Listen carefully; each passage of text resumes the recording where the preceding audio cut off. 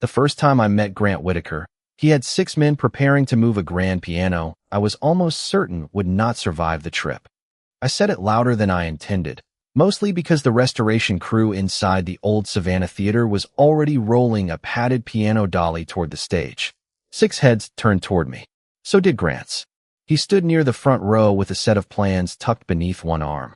Grant was a residential architect whose firm had brought him onto the theater restoration team, and he had the expression of a man who had just watched a stranger interrupt his schedule. "You're Micah Ellison?" he asked. "Piano technician," I said, stepping onto the stage. "And unless somebody wants to turn this restoration into an expensive lesson, nobody moves that piano yet." Grant glanced toward the grand piano, then back at me. I expected irritation. Instead, he folded his plans and said, "Tell me why." That bought him more goodwill than he could have known. I set down my tool case and showed him what concerned me. The instrument had been sitting in the same position for years. Before anyone rolled nearly 1,000 pounds of aging piano across an old stage and through a route selected on an architectural drawing, I wanted the casters, legs, frame, and floor conditions properly evaluated. The piano might eventually be moved safely, but eventually, and right now, were different conclusions. Grant listened without interrupting. Then he crouched beside the piano, examined what I indicated, and asked 2 practical questions about stabilization and the proposed route. There was no performance of authority, no attempt to defend a decision simply because his name was attached to the plans. He stood and looked toward the crew. "Hold the move." One of the workers asked whether Grant wanted them to wait nearby. "No. Micah needs time to inspect it properly. We'll reschedule if he clears it." The crew moved on to another task, and I found myself staring at Grant for half a second longer than necessary. He noticed. "Something wrong?" "No," I said. I was preparing for a much longer argument. A restrained smile appeared. "Sorry to disappoint you." We spent the next 20 minutes walking the proposed route together. The theater was still unmistakably a construction site, but enough of the restoration had been completed to reveal what the place was becoming. Grant explained where seating, lighting, and stage access were being adjusted. I explained why an instrument could not simply be treated like another piece of furniture. At one point, he asked whether I thought the piano should remain exactly where it had always been. "Not necessarily," I said. "Just because something belonged somewhere once doesn't mean it still belongs there. But you figure out where it belongs before you start pushing." Grant looked at the piano, considering that. Fair enough. By the time I finished my preliminary inspection, the disagreement that had introduced us was already over. I had been hired to evaluate one instrument and submit recommendations. Instead, Grant met me at the edge of the stage as I picked up my tool case. "I want you involved through the restoration," he said. "Not just the assessment. The piano, stage acoustics, anything your expertise can help us get right." I looked across the theater, then back at the architect who had changed his own plan within minutes of meeting me because someone else had given him better information. "That's more work than I came here expecting." Grant smiled. "Is that a no?" I adjusted the strap of my light brown jacket over my cream Henley and shook my head. "No, it's a yes." I had walked into that theater expecting to save an old piano from one bad decision. Instead, before lunchtime, I had agreed to keep coming back. Over the next several workdays, I learned that Grant Whitaker had a habit of asking questions after most people in his position would have stopped. He did not hover while I worked on the piano, and he never pretended to understand something he did not. Instead, he would appear near the stage between meetings, study whatever I had taken apart, and ask what I had found. By Thursday, his questions had expanded beyond the instrument. He wanted to know whether the planned acoustic treatments would affect how the piano carried through the room and whether a change near the stage entrance might create problems when instruments were brought in for future performances. "You know I am not an acoustical consultant," I told him. "I know," Grant said. "I also know you spend your life listening to rooms differently than I do." That was becoming typical of him. He wanted expertise, not agreement. I started noticing something else. Grant carried revised drawings almost every day, and some of the changes were so small that even I wondered why they mattered. One afternoon, I found him alone in the auditorium comparing 2 nearly identical versions of a seating detail. "How many times are you planning to redesign the same 6 feet of theater?" I asked. He looked up. "As many as necessary." "That sounds exhausting." "It is efficient. Those are not the same thing." He laughed, and the sound surprised me because Grant usually seemed so controlled at work. He set the drawings aside. I like knowing where things are going, he admitted. Not just walls and doors. Everything. If I can see the next step, I can prepare for it. And when you cannot, I make another plan. He said it lightly, but his expression did not match the joke. I did not push. Whatever was bothering him belonged to him until he decided otherwise, and I had no reason yet to make it my business. The contradiction stayed with me. Grant seemed to trust plans more than most people, yet lately even his own plans did not seem to reassure him. Later that evening, the crew cleared out while I finished checking the piano action. When I finally closed my tool case, Grant was still there, reviewing measurements near the aisle. You know the building will still exist tomorrow, I called. That is the current plan. I smiled and pulled on my light brown jacket. He walked toward the stage, his navy jacket folded over one arm. Can I ask you something that has nothing to do with this theater? Depends how expensive the answer is. Coffee. I paused. Coffee is the question? Coffee with me is the question. There was nothing coy about the invitation. For the first time since meeting him, neither of us had a professional reason to continue the conversation. I looked at the darkened theater. Behind him, then at the man who seemed capable of drawing a precise destination for everything except whatever was currently making him question his own plans. I was curious about that, but I was becoming more curious about Grant himself. All right, I said. Coffee. His smile came easily this time. We walked out of the theater together, and for once, Grant left his blueprints behind. Coffee should have taken 20 minutes. Instead, an hour later, Grant and I were walking through Savannah with empty cups, neither of us suggesting we call it a night. Away from the theater, he seemed different. He still noticed details most people ignored, but without a blueprint in his hands, he was easier to read. He laughed more. He asked questions because he wanted the answers, not because a project required them. By the time we passed another restaurant, Grant glanced through the window and said, "We accidentally turned coffee into a walk. Do you want to accidentally turn the walk into dinner?" That sounds suspiciously planned for a man who claims it was an accident. I am trying something new. I agreed, and over dinner, the conversation shifted toward the lives we had built outside the theater. I told him how piano work had taken me from one temporary job to another for years. I had worked in private homes, schools, churches, performance spaces, and restoration shops, going wherever the next instrument needed me. For a long time, I had loved that mobility. You can leave whenever you want, Grant said. That sounds like freedom. It used to. He looked at me more carefully. I explained that lately the temporary apartments and borrowed workshop space had started feeling exactly that, temporary. For the first time, I was considering leasing a permanent workspace in Savannah, somewhere large enough for tools, parts, and restoration projects I could not handle in clients' homes. So you are staying, Grant said. I said I am considering a workshop. I did not say I suddenly became good at long-term decisions. He smiled. I envy that. My inability to commit to commercial real estate. Your ability to change direction. That surprised me. From where I sat, Grant seemed built around direction. I was about to say I envy you because you always seem to know where you are going. Maybe we are both advertising something we do not actually have. That stayed with me. His uncertainty clearly went deeper than the theater, but I did not need to interrogate him to understand that something in his carefully planned future no longer fit as comfortably as it once had. More importantly, I was beginning to understand that my interest in him had nothing to do with solving that question. I simply liked him. Dinner ended, but neither of us rushed away. We walked several blocks through the historic district before Grant came with me toward the small workshop space I was currently using. When we reached it, we stopped outside. For a few seconds, the silence between us felt different from every silence we had shared at work. Not awkward, just newly personal. Grant slipped his hands into his jacket pockets. I would like to see you Saturday. You will see me tomorrow. At the theater. That is generally where we work. He shook his head, smiling. Saturday, Micah. When neither of us is getting paid to be in the same room. There was no misunderstanding left for me to hide behind, and I was glad he had not tried to create one. Are you asking me on a date? Yes.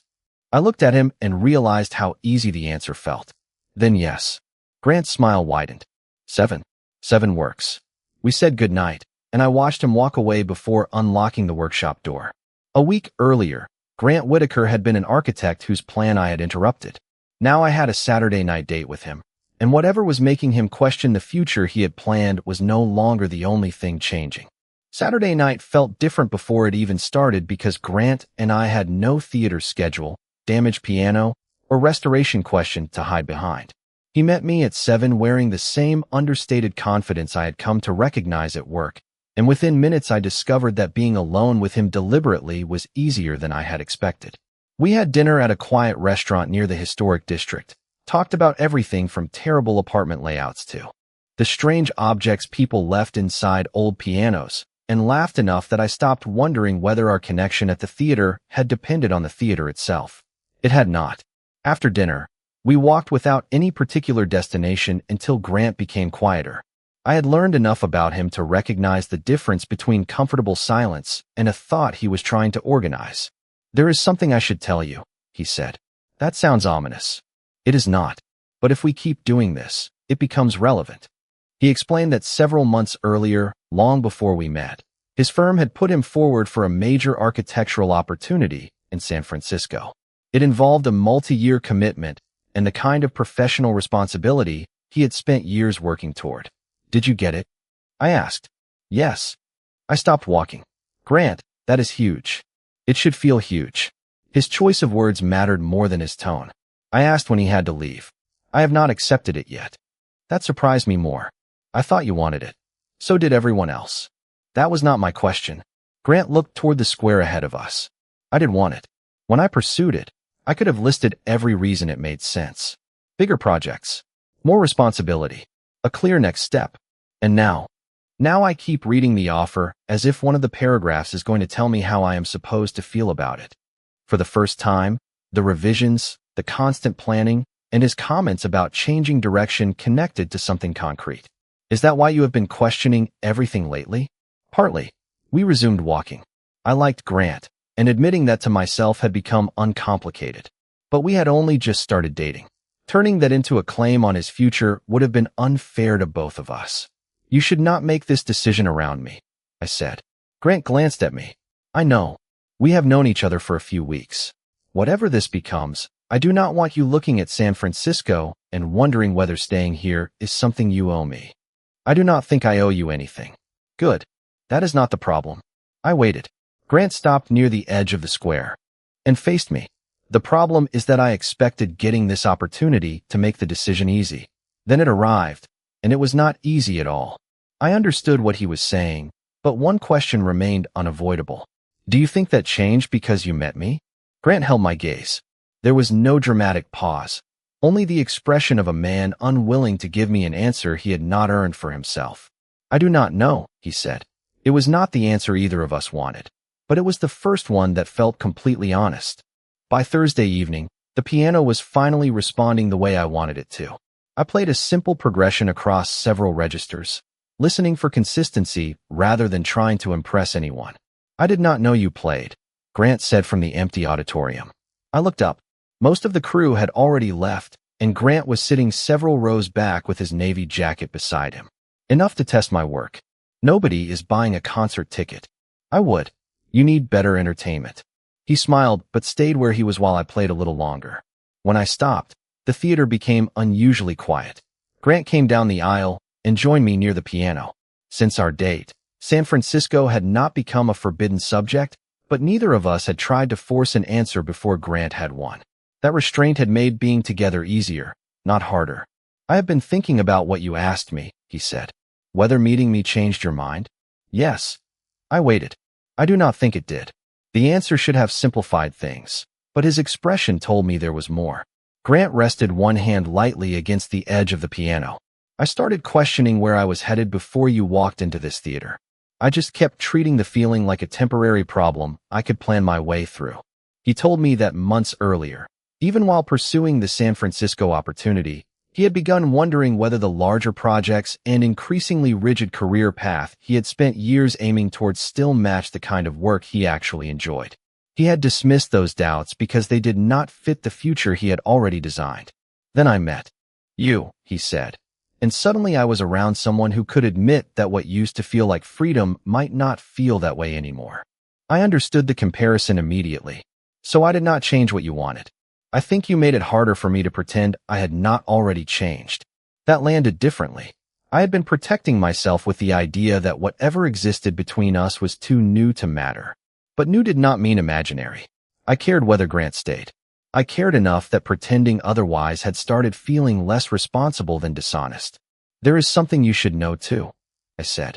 I keep telling myself not to make too much of this because we have not known each other very long. That sounds reasonable. It would be, except I am also using it as an excuse. Grant looked at me. For what? For acting like I would not miss you. The quiet between us changed. He stepped closer, then stopped, leaving the remaining distance to me. There was no interruption, no convenient reason to postpone what both of us understood. I closed that distance and kissed him. It was gentle, brief, and unmistakably mutual. When we separated, Grant smiled in a way I had never seen at the theater. Still think you are making too much of this? He asked. Ask me later. He laughed softly, and I took his hand. San Francisco was still unresolved. So was my workshop. But the question between Grant and me had changed. Whatever decisions came next would no longer affect two men who were merely curious about each other. We had finally admitted that there was something here worth considering when the future arrived. In the weeks after our first kiss, Grant and I stopped pretending our time together needed an excuse. We still worked separately at the theater, but outside it we had dinner, took evening walks through Savannah, and learned the ordinary details that made attraction feel more substantial. I learned how seriously Grant took his morning coffee. He learned that I could spend 40 minutes discussing why someone should never put a drink on a piano. Meanwhile, opening night moved closer, and so did decisions neither of us could postpone. I had found a vacant commercial space in Savannah that could work as a permanent workshop. The rent was manageable, the layout was promising, and there was enough room to handle restoration projects properly. I had toured it twice and still had not applied for the lease. Grant noticed. You like the place, he said one evening after work. I do. Then what is stopping you? I am thinking. You have been thinking for 2 weeks. You are one to talk. That earned a reluctant smile, but it disappeared quickly. Grant had received a deadline for the San Francisco offer. I am seriously considering turning it down, he said. My reaction came faster than I expected. Do not do that because of me. Grant studied me. I did not say I was. You did not have to. Actually, Micah, I think I do.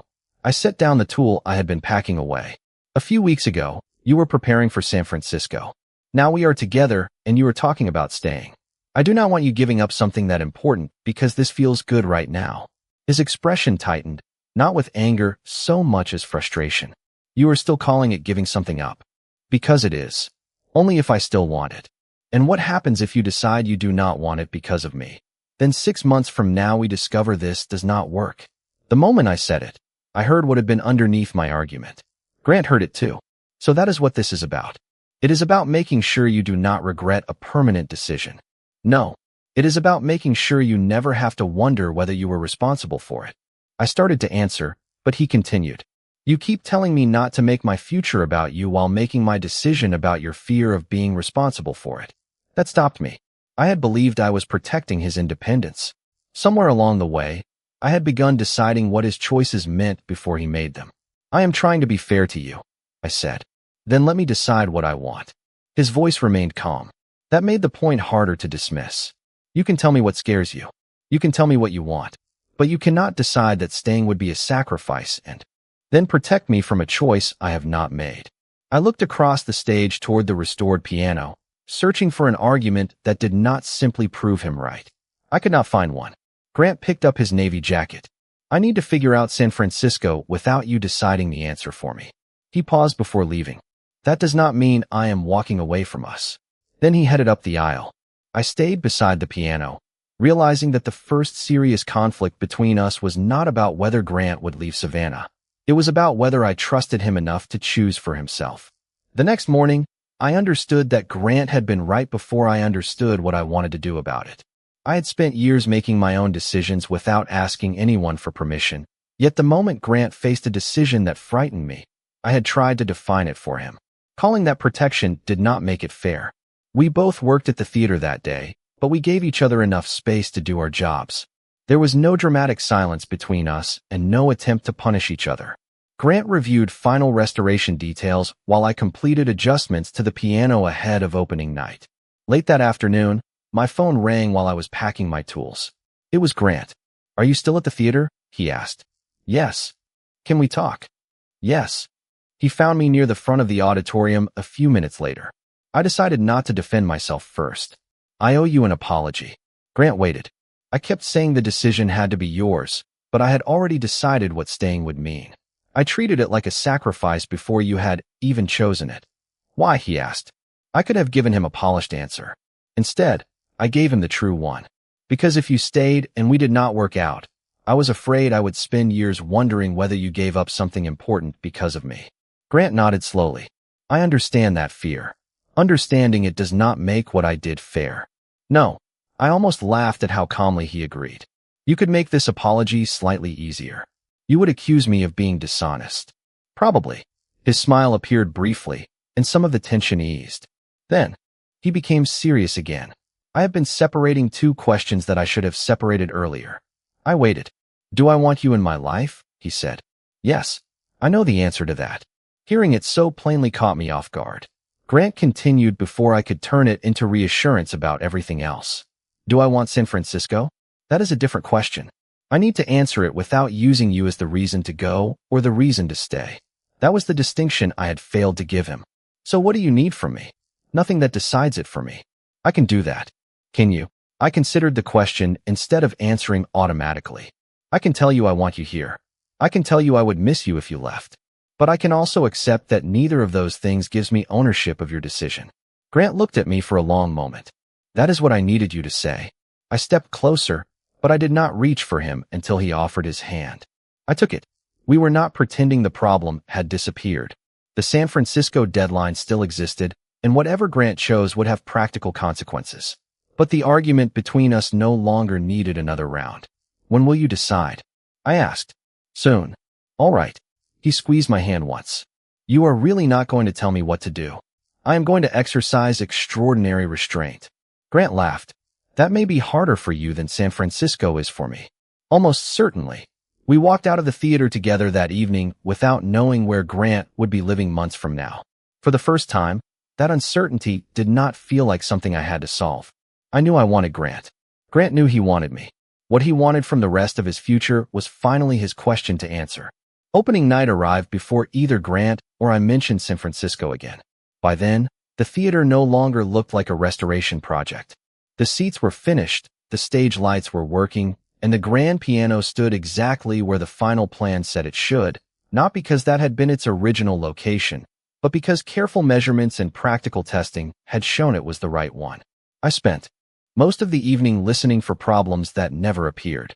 When the final guests began leaving, I found Grant near the back of the auditorium. He had spent months helping bring the building back into use, but instead of studying the walls or ceiling, he was looking toward the stage. "You did good work," I told him. "So did you." Then he looked at me. I made my decision. I felt my stomach tighten, but I remembered the promise I had made him. All right. I turned down San Francisco. I did not celebrate.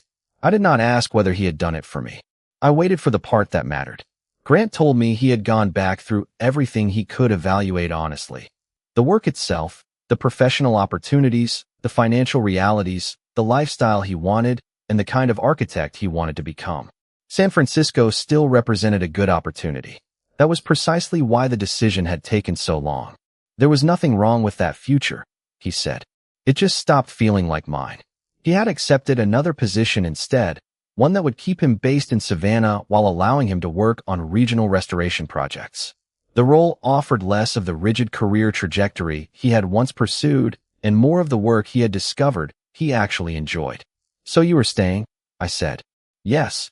"Because you want to." "Because I want to." Only then did I smile. Grant smiled back. "You are showing remarkable restraint." "I am growing. Let us not get reckless." I laughed, and the relief I felt was different from what I had expected. Grant had not chosen me instead of a career. He had chosen a career and a life that fit him now, and there happened to be room for me in both. "There is one more thing," he said. From inside his portfolio, he removed a concept sketch. I recognized the address printed in the corner immediately. It was the vacant Savannah property I had toured for my workshop. Before I could misunderstand, Grant explained. I did not buy it. I did not lease it. I did not contact the owner. You mentioned what you would need if you ever built a permanent shop, and I wanted to see whether this space could actually become that. I studied the drawing. He had included restoration benches, storage, work areas, and enough open floor space to move instruments safely. You did this from things I told you? I listened sometimes. Apparently. It is only a concept, Micah. If you do not want that building, it is paper. If you do want it, then maybe it helps you see the possibility. That distinction mattered. Grant had not designed my future for me. He had simply shown me one version of what it could look like. I looked from the drawing to the restored theater around us. Grant had answered his question without asking me to carry the responsibility for his answer. Now the unfinished decision belonged to me. I had spent years telling myself that being free meant always being able to leave. Standing there with a possible workshop drawn in my hands, I finally had to decide whether freedom could also mean choosing somewhere I genuinely wanted to stay. I did not sign a lease the next morning. That would have been the kind of dramatic gesture I once confused with certainty. Instead, I toured the property again, this time without Grant. I measured the doors, checked access for moving pianos, reviewed the lease terms, calculated what the rent and utilities would mean for my business, and spent several days deciding whether I wanted the place when nobody else was standing beside me. The answer was yes.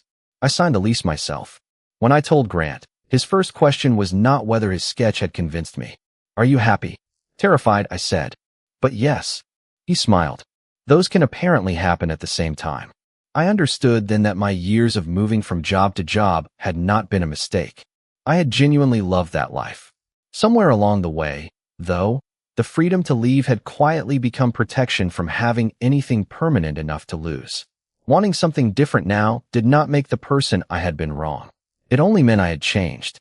Over the next several weeks, Grant helped me turn the concept into a practical renovation plan. But this time our roles were clear. I was the client. He was the architect. When I disagreed with something, we discussed it. When he had a better idea, I listened. When I wanted something different, the final decision remained mine. The renovation turned the empty space into a working shop, but neither of us treated that decision as the end of something.